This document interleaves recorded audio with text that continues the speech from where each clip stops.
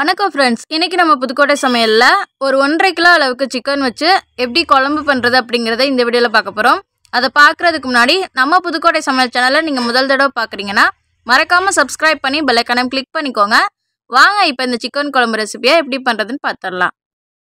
First இஞ்சி பூண்டு விழுதை அரைக்க போகிறோம். அதுக்கு 4 துண்டு இஞ்சியும் அதில் ஒரு முழு பூண்டையும் சேர்த்து நல்லா ஒரு 3 ஸ்பூன் அளவுக்கு வர வரைக்கும் இஞ்சி பூண்டு விழுது நான் சேர்த்துருக்கேன். இப்போ இது ஓரமாக இருக்கட்டும். அடுத்து தேங்காய் பால் நம்ம அரைக்க போகிறோம். அதுக்கு ஒரே ஒரு தேங்காய் ஃபுல்லாக திருவுனதை சேர்த்துட்டு அதுக்கப்புறமா ஒரு ஸ்பூன் அளவுக்கு பொட்டுக்கடலை சேர்த்து கொஞ்சம் தண்ணி சேர்த்து நல்லா தேங்காய் பால் வடிகட்டுற மாதிரி வடிகட்டி எடுத்து வச்சுக்கணும். இந்த ரெசிபிக்கு தேங்காய் பால் ரொம்ப முக்கியம். கரெக்டாக இந்த ரெசிபியை செஞ்சிங்கன்னா நல்லா இருக்கும். அந்த பொட்டுக்கடலை எதுக்கு சேர்க்குறோம்னா குழம்பு திக்காக வர்றதுக்காக தான். இந்த மாதிரி ஒரு டம்ளர் நல்லா கெட்டியான பாலாக இருக்கணும். தேங்காய் பால் எடுத்து வச்சுக்கோங்க. இப்போ குழம்பு செய்ய ஆரம்பிச்சிடலாம். அடுப்பில் ஒரு கடாயை வச்சுட்டு 2 குழிக்கரண்டி அளவுக்கு ஆயில் சேர்த்து நல்லா காய வச்சுக்கோங்க. காஞ்சதும் பிரியாணி இலை 2 இலை பிச்சுட்டு சேர்த்துக்கோங்க. 4 பட்டை சேர்த்துருக்கேன். அடுத்து 4 கிராம்பு சேர்த்துக்கிறேன். 4 ஏலக்காய் சேர்த்துக்கிறேன். கொஞ்சோண்டு கல்பாசி இருந்தது, அதையும் சேர்த்துக்கிறேன். இப்போ நல்லா வதக்கி விட்டுக்கலாம். இப்போ இதில் வெங்காயம் ஒரு 1/4 கிலோ வெங்காயம், சின்ன வெங்காயம் சேர்த்துருக்கேன். இப்போ இது எல்லாத்தையும் நல்லா வதக்கிக்கலாம். இப்போ பார்த்தீங்கன்னா வெங்காயம் கண்ணாடி பதத்துக்கு நல்லா வதங்கி வந்துடுச்சு. இப்போ கருவேப்பிலை ஒரு கொத்த அளவுக்கு போட்டுட்டு நல்லா ஒரு 2 கிண்டி விட்டுருங்க. அதுக்கப்புறம் நம்ம இஞ்சி பூண்டு விழுது அரைச்சி வச்சிருந்தோம்ல 3 ஸ்பூன், அதையும் சேர்த்து இப்போ நல்லா வதக்கி விட்டுக்கலாம்.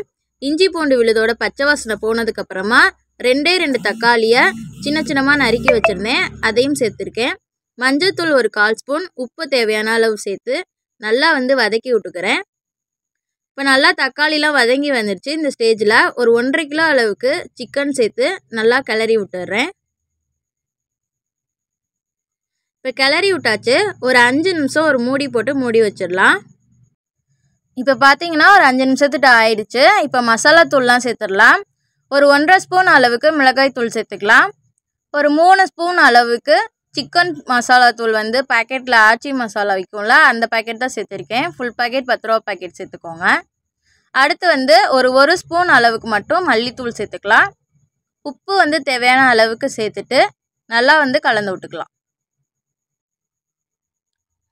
இப்போ மசாலா தூளோட பச்சை வாசனை போகணும். ஒரு 5 நிமிஷத்துக்கு நம்ம மூடி போட்டு லைட்டாக நம்ம வேக வச்சுக்கலாம். இப்போ ஒரு 5 நிமிஷத்துட்டு ஆயிடுச்சு. நம்ம அரைச்சி வச்சுருந்தோம்ல தேங்காய் பால், ஒரு டம்ளர் பெரிய டம்ளர் அளவுக்கு நான் கெட்டியான தேங்காய் பால் சேர்த்துக்கிறேன். அடுத்து உங்களுக்கு குழம்பு எந்த அளவுக்கு தேவையோ அந்த அளவுக்கு நீங்கள் தண்ணி சேர்த்துக்கோங்க. சேர்த்துட்டு நல்லா கலந்து விட்டுக்கோங்க. உப்பு பத்தலைன்னா இந்த நேரத்தில் நீங்கள் செக் பண்ணிவிட்டு உப்பு கூட சேர்த்துக்கலாம். இப்போ ஒரு மூடி போட்டு ஒரு 15 நிமிஷத்துக்கு ஸ்லோ ஃப்ளேமில் குக் பண்ணி எடுத்துருங்க. லாஸ்ட்டாக இதில் கொத்தமல்லி தூவி இறக்குனீங்கன்னா சூப்பராக உங்களுக்கு கறி குழம்பு தயாராகிடுச்சு. ஒரு 1.5 கிலோ சிக்கன் கறி எடுத்தோம்னா அதை எப்படி குழம்பு வைக்கிறது அப்படிங்கிறது இந்த வீடியோவில் பார்த்து கற்றுருப்பீங்கன்னு நினைக்கிறேன். கண்டிப்பாக ட்ரை பண்ணி பாருங்கள். பிகினர்ஸாக இருந்தாலும் இந்த வீடியோ பார்த்துட்டு செய்யுங்க, கண்டிப்பாக நல்லா வரும்.